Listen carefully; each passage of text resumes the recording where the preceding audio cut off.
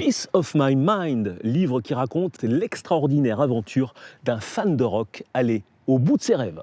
C'est en 1984 qu'Emmanuel Husler a découvert Iron Maiden.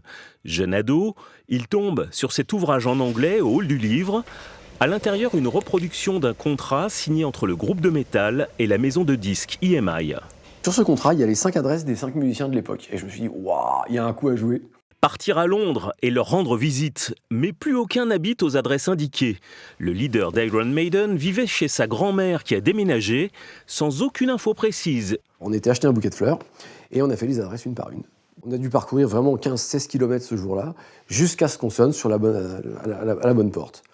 Et là, voilà, toc toc, bonjour, vous êtes Madame Harris, bonjour, vous êtes la grand-mère de Steve. Et là, elle nous dit, bah oui, pourquoi? Vous êtes qui, vous, d'abord? Et waouh! Ben on dit, voilà, on est des fans de Maiden et on a trouvé votre adresse, on a cherché, puis on vous amène des fleurs.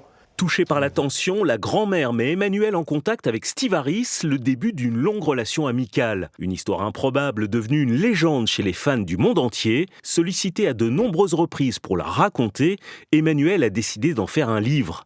Clin d'œil à un album d'Iron Maiden, Peace of My Mind est un véritable rêve de fan, avec un 4e de couverture signé par le très rock'n'roll dessinateur Franck Margerin.